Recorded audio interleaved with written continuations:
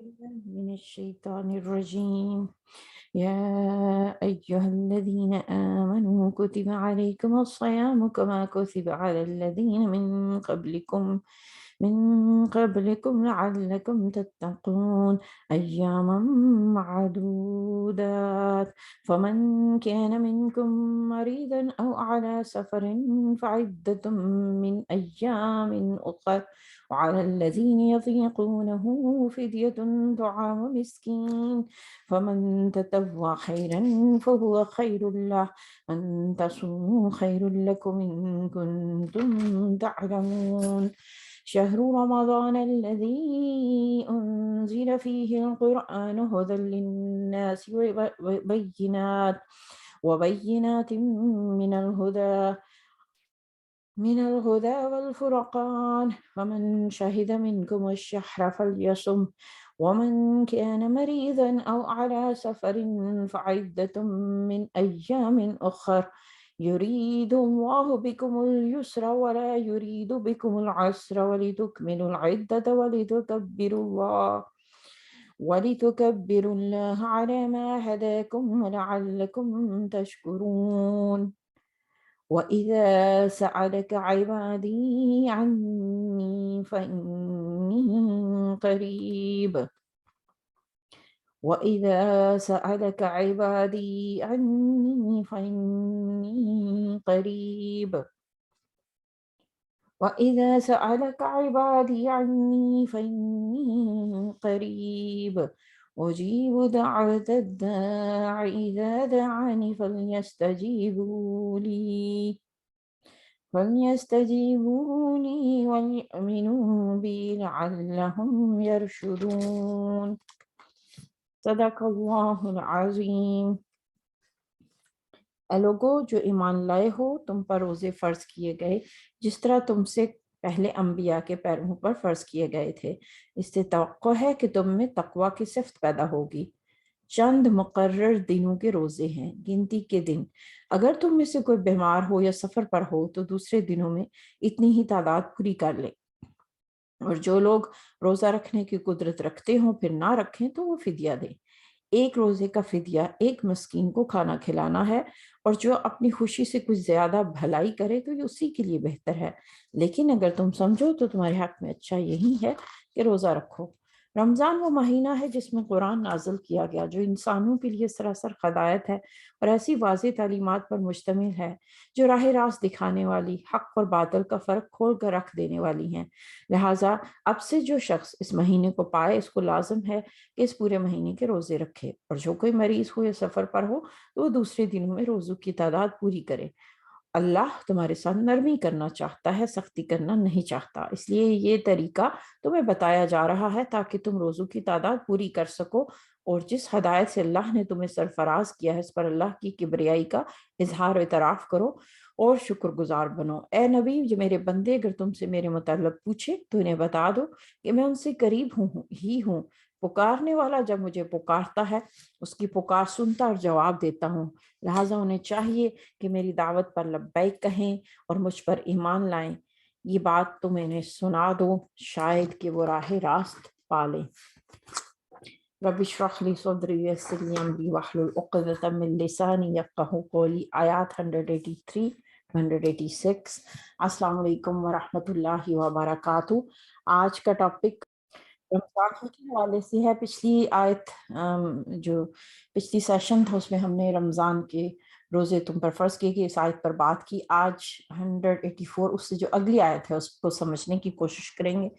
گنتی کے چند دن، یہ بتا کے کہ تم پہ روزے فرض کیے گئے ہیں، آگے سے یہ الفاظ آئے کہ یہ چند دنوں کے روزے۔ آپ کے ساتھ یہ ایکسپیرینس ہوا ہوگا یا ہم نے دوسروں کو سنا ہوگا کہ رمضان میں یہ جملہ ہم بچپن سے سنتے چلے آ رہے ہیں کہ اتنی جلدی روزے گزر گئے پتہ ہی نہیں چلا۔ اب ان روزوں کے حوالے سے تو دن ہیں ایسے، شروع میں جب ایک حکم پورے مہینے کے روزے فرض کیے گئے ایسے لگ رہا ہے کہ اللہ تعالیٰ ذہنی طور پہ تیار کر رہا ہے، جیسے کوئی ٹیچر اسٹوڈنٹ سے کہو کہ it's not a big deal, بس اتنے اور اتنے تم نے تیار کرنے ہیں۔ اور ظاہر ہے پورے سال کے مقابلے میں یہ ایک مہینہ ہے، یعنی 365 डेज के अंदर ये 29-30 दिन है। तो उस लिहाज से अगर इस आयत को हम देखें तो अल्लाह ताला हमें इस हुक्म के लिए ज़हनी तौर पे तैयार कर रहा है, मगर साथ ही वो कह रहा है कि इसमें भी तुम्हारे लिए रायत है। रायत कहाँ है? सफ़र में और बीमारी में। अब उनको मुसाफिर को, मरीज को जो राय दी दी गई, लेकिन साथ ही कहा गया जो नेकी कर ले उसके हक में अच्छा है। अब देखिए सफ़र और बीमारी के लिए अब सफ़र बीमारी में क्या चीज़ शामिल है, इस मामले में मैं समझती हूँ कि हमें दो एक्सट्रीम्स मिलती हैं। एक तरफ तो ये है कि जैसे छोटी-छोटी बातों पे लोग रोज़ा छोड़ देते हैं, और दूसरी तरफ के मुझे याद है कि मेरे साथ भी एक्सपीरियंस हुआ है कि बचपन में पूछते थे कि अच्छा दर्द कितना हो तो रोज़ा छोड़ सकते, पेट में दर्द है, सर में दर्द है। तो फिर आप सोचिए कि दर्द दिख नहीं सकता, इसको नाप और तोल नहीं सकते, और ये भी मुमकिन नहीं कि हर शख्स पहले डॉक्टर से तस्दीक करवाए, सारी रिपोर्ट्स आए, तो फिर उसको पता चले हाँ भाई चूंकि अब दर्द इतनी और इतनी है तो हम रोज़ा छोड़ दें। इसमें बीमारी हम नहीं जानते अगले की हमें तकलीफ नहीं दिख रही, तो उसका और अल्लाह का मामला है। तो अगर किसी को जरूरी नहीं है कि बहुत ही बड़ी बीमारी है तो ही वो रोजा छोड़े। यहाँ पे कोई बीमारी की मिकदार या टाइटल नहीं दिया गया कि बीमारी फलां वजह से हो। जैसे देखिए प्रेग्नेंट औरत को क्यों रोजा छोड़ने की इजाजत है, हालांकि उसको भी उसमें काउंट किया जा रहा है। इसी तरह सफर, अब ये हम कह दें कि नहीं नहीं अगर कोई बिजनेस क्लास में सफर कर रहा है तो उसके लिए ये रायत नहीं है, या जिसके पास गाड़ी अच्छी है, या सफर सफर है। जब आप घर से निकलते हैं तो आपके इख्तियार में कुछ नहीं होता, प्लानिंग के बावजूद एनीथिंग कैन हैपन। इसीलिए मुसाफिर की दुआ कबूल होती है। तो सफर चाहे बिजनेस क्लास में हो या वो ऊंटों और घोड़ों पे हो, सफर सफर है। आज हम ये नहीं कह सकते कि कोई बिजनेस क्लास में सफर करे तो उसके लिए दुआ, उसको दुआ नहीं उसकी कबूल होगी, या उसके लिए कोई रायत नहीं है। तो ये रायतें जो कुरान दे रहा है हम किसी से हटा नहीं सकते, ये बंदे और रब का मामला है। तो अगर कोई हमें लग रहा है अच्छा भाई ये मामूली सी बात है और कोई रोजा छोड़ है, लेट इट बी। क्योंकि जाहिर है कि अगर रमजान में आप रोजा रख लें, सबके साथ रखना आसान है, बाद में मुश्किल होता है। तो अगर किसी ने चूज किया है कि भाई इस बीमारी में वो नहीं कोप कर सकता, तो ऑफ कोर्स हम जजमेंट नहीं कर सकते ना। इसलिए नहीं कि हम डॉक्टर नहीं है, इसलिए कि जब अल्लाह ताला खुद रायत दे रहा है और उस चीज को रिपीट कर रहा है तो फिर जाहिर है कि इसमें हमें शिद्दत नहीं बरतनी चाहिए। अब यहाँ पे जब रायत दी गई कि भाई जो कोई मरीज हो तो वो फमन का नाम इनको मरीदन मरीज का और सफर का उनके लिए है कि वो बाद में कज़ा कर ले।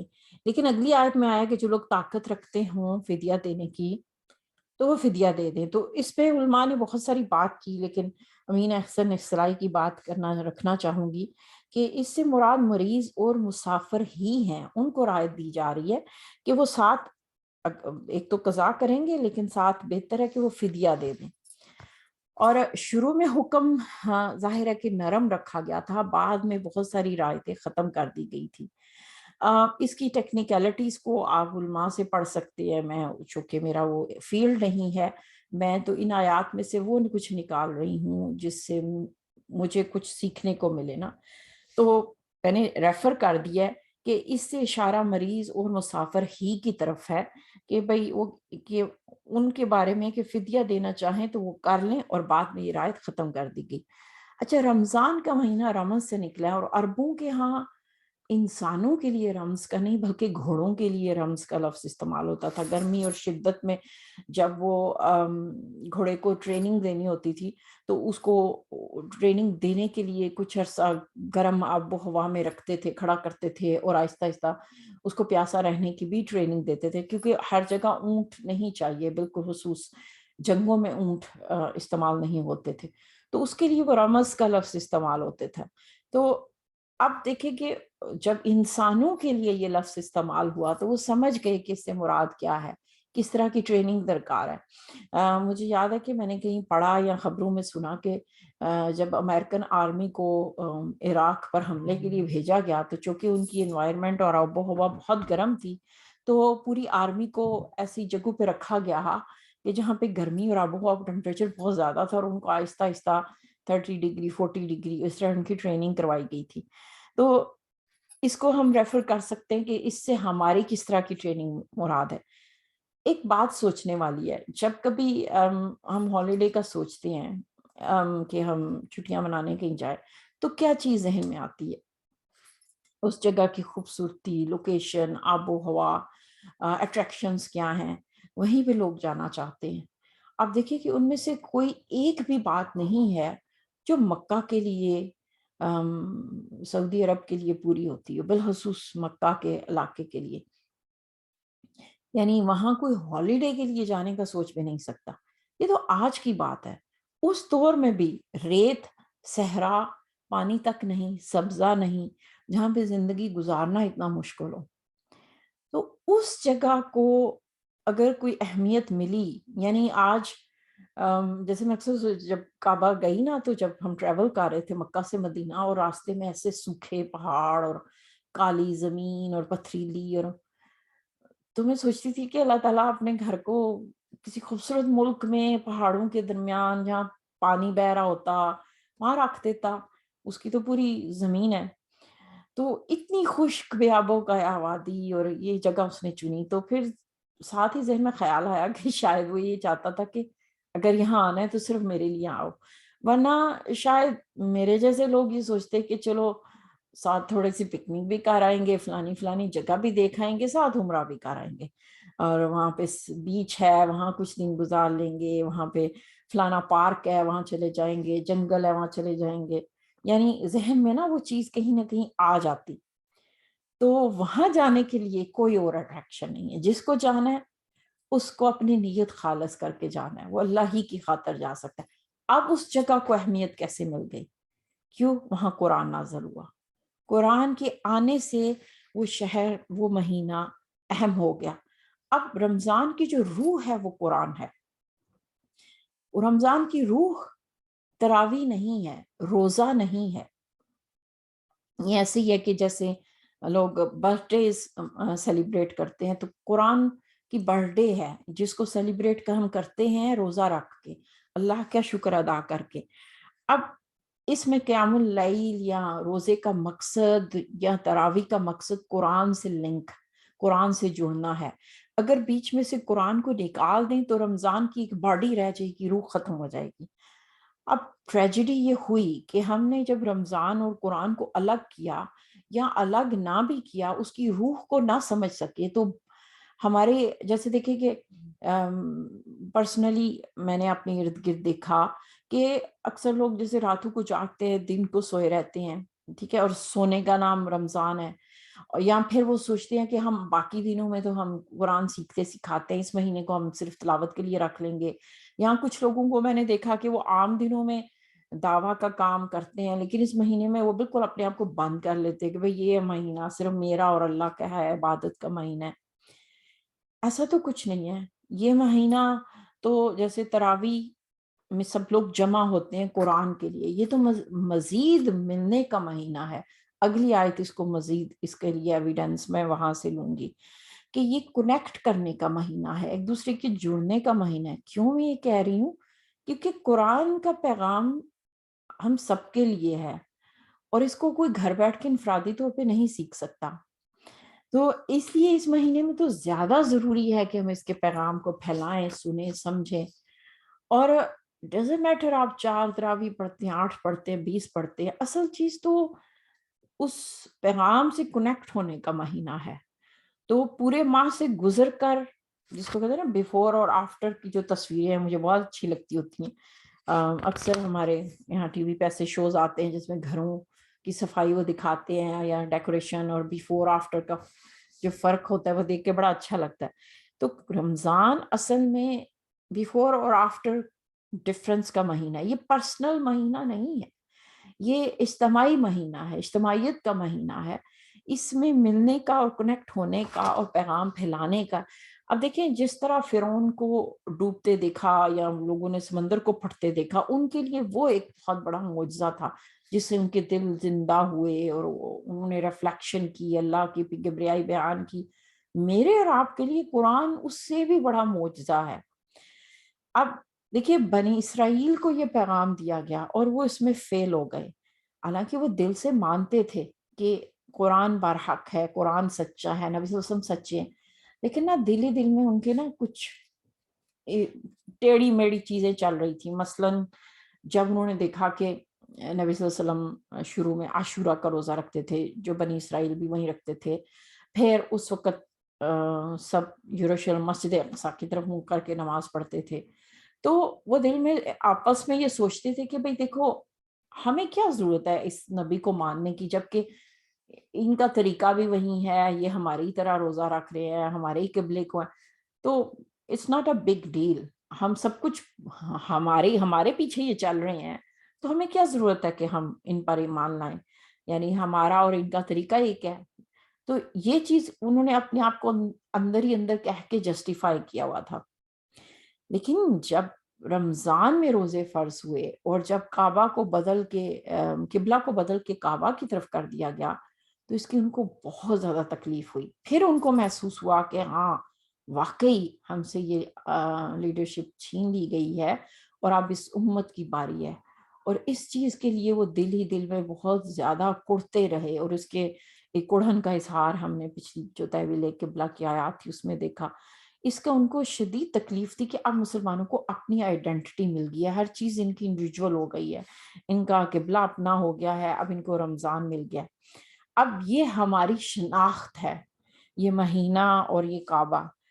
تو اس شناخت کو قائم رکھنے کے لیے ہمیں بنی اسرائیل سے ہٹ کے چلنا ہے. یعنی اس پیغام کو اگر ہم نے بند کر دیا تو ظاہر ہے بنی اسرائیل کے کیس اسٹڈی ہمارے سامنے. یہاں پہ اللہ کہہ رہا ہے کہ اللہ تمہارے ساتھ آسانی چاہتا ہے. اب یہ تقویٰ ہے جو تمہیں بچا لے گا. اس پوری ٹریننگ کا مقصد کیا ہے؟ تقویٰ. جیسے دیکھیں کہ کوئی استاد اگر محنت کروائے اسٹوڈنٹس کو تاکہ وہ پاس ہو جائے، گورنمنٹ اپنی آرمی کو ٹریننگ کرائے تاکہ وہ دفاع کر سکے، تو اسی طرح تقویٰ ہماری زندگی کو آسان کر دیتا ہے.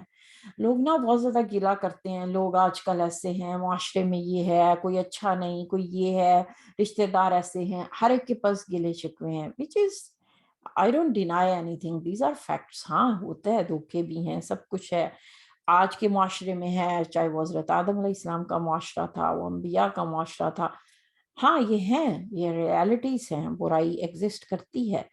لیکن میرے اور آپ کے لیے ایک فارمولا ہے جو we can survive through any situation، اور وہ تقویٰ ہے. تقویٰ کی ہم بار بار ڈیفینیشن پڑھ چکے، اور ہم اس کو قرآن جو کہ اس کو ریپیٹ کرتا ہے. تقویٰ سے مراد ڈرنا نہیں ہے، ڈرنا کے لیے خشیت کا لفظ آیا ہے. تقویٰ حفاظت کا نام ہے، پروٹیکشن کا نام ہے. یعنی اگر آپ کو اپنے آپ کو کسی بھی سچویشن سے بچا کے چلنا ہے، آپ یہ چاہتے ہیں آپ کے ساتھ دھوکہ نہ ہو یا دھوکہ ہو گیا ہے، تو آپ کیا کریں؟ آپ ہمیشہ تقویٰ کیا ہے کہ اللہ کے بارے میں کانشیس رہنا. اب یہ وہ چیز ہے، یہ تقویٰ وہ ٹول ہے کہ جو ہمیں زندگی کی کسی بھی صورتحال سے گزرنے میں مدد دے دیتا ہے. اب اللہ تعالیٰ ہمیں کہہ رہا ہے کہ میری اس مہینے میں کبریائی بیان کرو، اور وہ اس سے کیا مراد ہے؟ یعنی دیکھیں ہم پورے مہینے میں یہ ثابت کرتے ہیں، یعنی تقویٰ کی ٹریننگ ہمارے اندر کس طرح پیدا ہو جاتی ہے یہ رمضان کی ٹریننگ سے، کہ ہم کہتے ہیں کہ اس پانی سے، اس کھانے سے میرا اللہ بڑا ہے. تو اسی طرح تقویٰ ہمیں یہ سکھاتا ہے کہ یہ جو میرے ساتھ ہو رہا ہے، جو میری سچویشن ہے، جو کچھ چل رہا ہے، ہر چیز سے وہ اللہ بڑا ہے، مجھے اس کا دھیان رکھنا ہے، دیکھنا ہے کہ اس کی رضا کس میں ہے. اصل آزادی یہی ہے کہ جب ہم باقی چیزوں سے اپنے آپ کو آزاد کر لیتے ہیں، اور رمضان ہمارے اندر شکر کی روح کو بڑھاتا اور پیدا کرتا ہے. رمضان کی روح قرآن ہے، اور اب ہم نے یہ دیکھنا ہے کہ قرآن سے ہمارا تعلق رمضان میں کیسا رہا، کتنا بڑا. آپ سوچیں کہ ایک ڈائمنڈ ایک پتھر کی طرح ہو، اور کسی 5-6 سال کے بچے کو آپ پکڑا دیں تو وہ شاید اسے کھیلنا شروع کر دے اور اس کو ادھر ہی رکھ دے جدھر اس کے پلاسٹک کے یا دوسرے کھلونے پڑے ہوں گے. لیکن وہی ڈائمنڈ آپ کسی جیولر کو پکڑا دیں تو وہ اس کی قدر جانے گا. تو رمضان ہم سب کے پاس آتا ہے، اور اس میں قرآن ہے قیمتی چیز، اور وہ ہمیں دیا گیا ہے. اب ہم نے پروف یہ کرنا ہوتا ہے، اللہ کو یہ دکھانا ہوتا ہے کہ ہم اس کی کتنی قدر جانتے ہیں.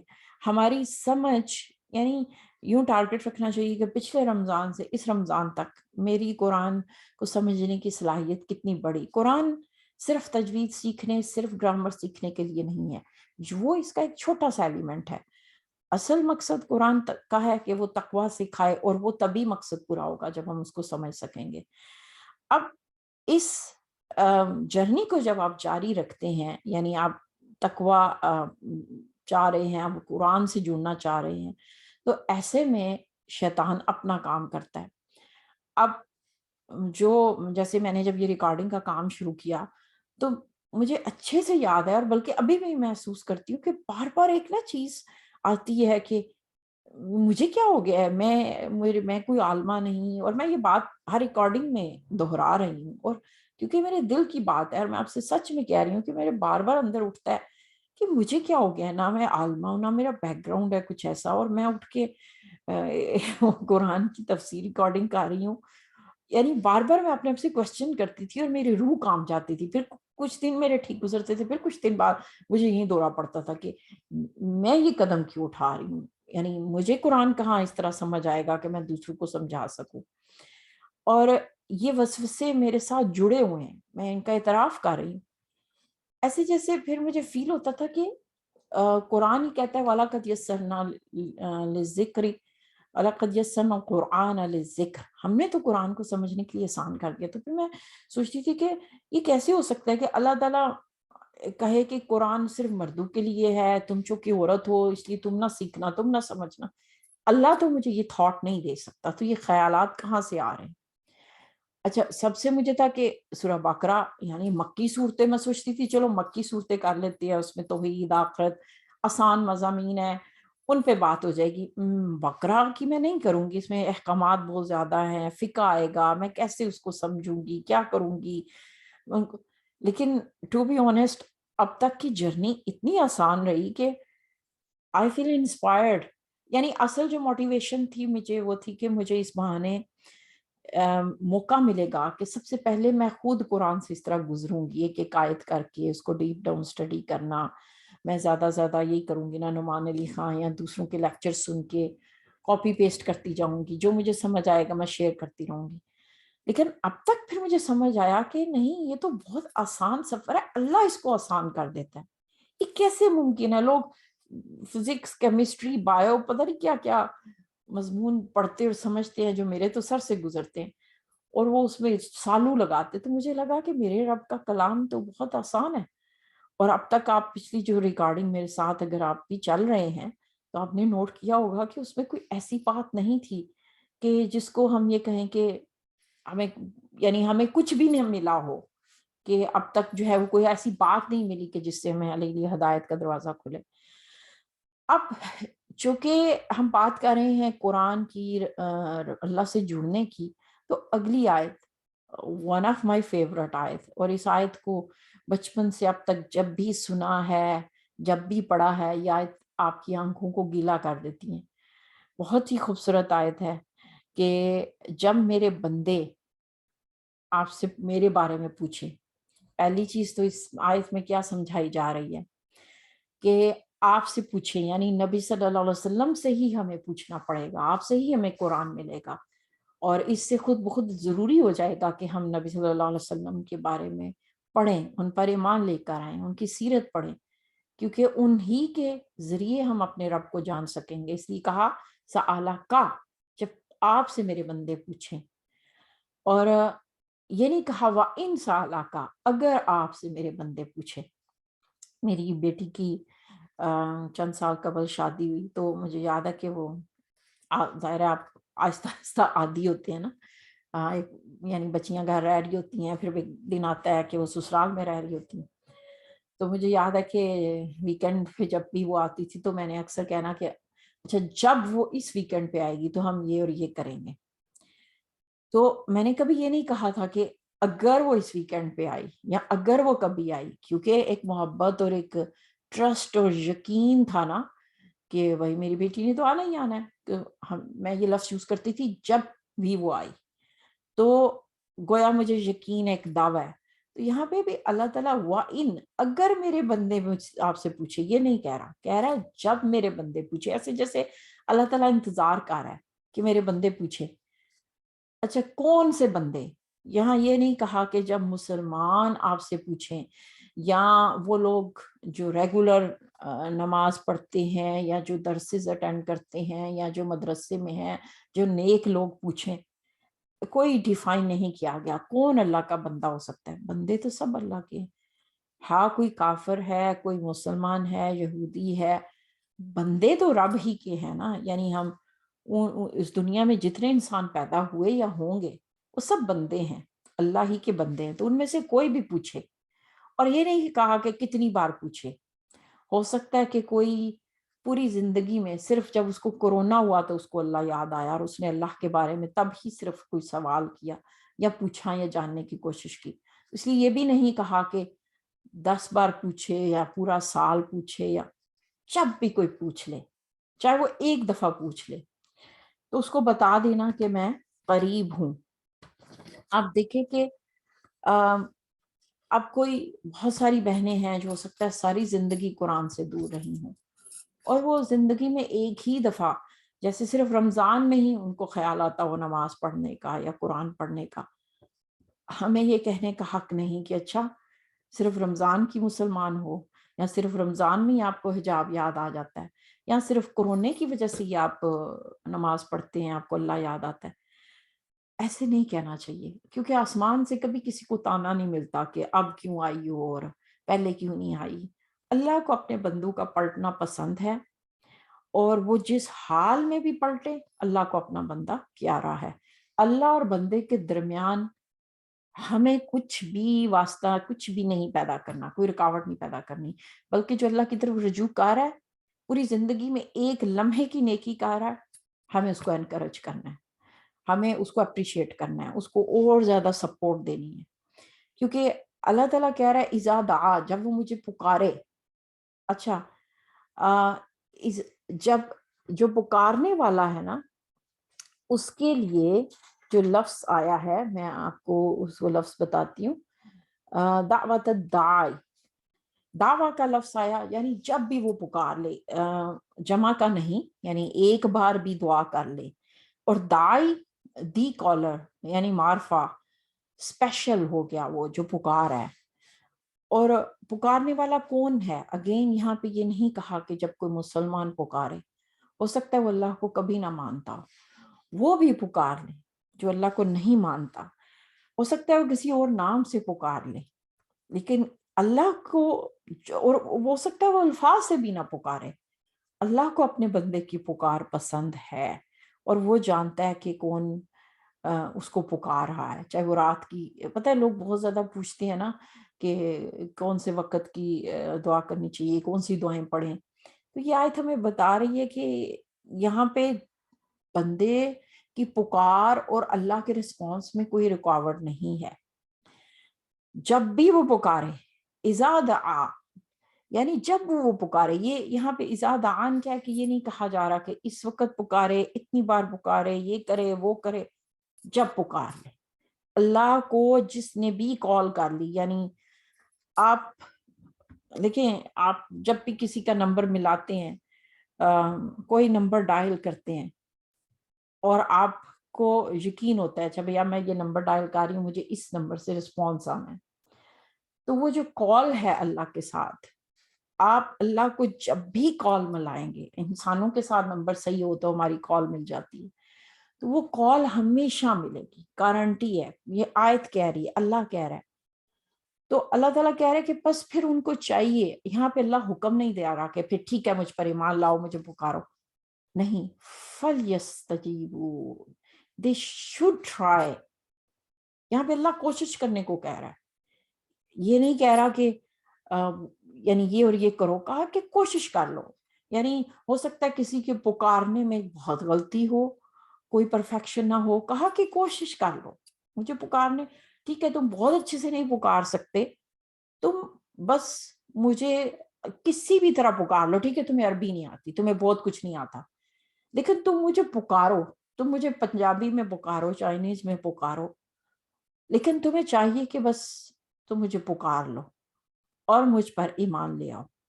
یعنی یہاں پہ اللہ پرفیکشن نہیں مانگ رہا کہ پکارنے والے کی دعا جو ہے وہ پہلے بہت اچھی ہو، کیونکہ دل کے الفاظ تو فوراً آسمان تک پہنچ جاتے ہیں. تو کوشش کرنا. اب دیکھیں پکارنے میں ایک بات اور کہہ دوں، ہاں احادیث ہیں کہ تہجد کے وقت اور بارش کے وقت، وہ ساری حدیث آف کورس بالکل اتھینٹک ہے، لیکن اس آیت میں نا لمیٹیشنز نہیں ہیں کہ چاہے کوئی رات کو پکارے. یعنی میرا مطلب یہ ہے کہ اس حدیث میں یہ نہیں کہا گیا کہ کوئی تہجد کے علاوہ پکارے گا یا ان اوقات کے علاوہ پکارے گا تو وہ پکار صحیح نہیں یا اس کی دعا قبول نہیں ہوگی. ہو سکتا ہے کوئی تکلیف میں ہو اور اس وقت وہ ان میں سے کوئی وقت نہ ہو، لیکن پھر بھی اس بندے کو کانفیڈنٹ ہوگا کہ ہاں میں اس وقت بھی اللہ کو پکار سکتا ہوں. تو اب یہاں پہ اللہ کہہ رہا ہے کوشش کرو مجھے پکارنے کی اور میری طرف چلتے رہو. اور یقین مانے ہم سے نا یہی ڈیمانڈ کیا گیا. ہم نے نا ساری زندگی کوشش ہی کرتے رہنا ہے. You don't have to be perfect to be a good Muslim. اللہ کو ہماری کوششیں مطلوب ہیں، چاہے گرتے پڑتے ہم جس لیول کے بھی ہیں اس کو پکارتے رہیں، اس کی طرف رجوع کرتے رہیں. اور اس کو قرآن چونکہ اس کی کال کا ہماری کالوں کا جواب ہے نا، جب اللہ کی طرف سے رسپانس آتا ہے تو وہ قرآن ہی ہے. اور قرآن دیکھیں ہماری زندگی میں سوال پتہ کب اٹھتے ہیں؟ جب کوئی دھوکہ دے، کہیں سے دل دکھے، تو پھر آپ کے ذہن میں سوال اٹھتا ہے کہ میں نے تو غلط نہیں کیا، میں نے تو زیادتی نہیں کی، تو پھر میرے ساتھ ایسے کیوں ہے. جب آپ کے ذہن میں سوال آئے نا تو آپ دیکھیں گے کہ آپ کو ان سوالوں کے جواب قرآن سے ضرور ملیں گے، کیونکہ قرآن کی اسٹڈیز ہمارے سامنے رکھتا ہے. قرآن کا ایک بہت بڑا حصہ قصوں پر مشتمل ہے اور اس کے ذریعے ہمارے سوالوں کے جواب آپ کو ملیں گے. بالخصوص جیسے سورہ یوسف ہے، اس کو تو خود کہا آیات للسائلین، سوال کرنے والوں کو اس سے جواب ملیں گے. وہ سوال کرنے والے چاہے آج پیدا ہوئے، پہلے گزر چکے یا آئندہ ہوں گے. تو ہمیں رجوع کرنا ہے، اللہ کو پکارنا ہے اور اسی کوشش میں لگے رہنا ہے یہاں تک کہ فرشتے جب ہمارے پاس آئیں تو ہمارا قرآن کے ساتھ سفر چل رہا ہو. اللہم اجعل القرآن ربیع قلبی ونور صدری وجلاء حزنی وذہاب ہمی وغمی. السلام علیکم ورحمۃ اللہ وبرکاتہ.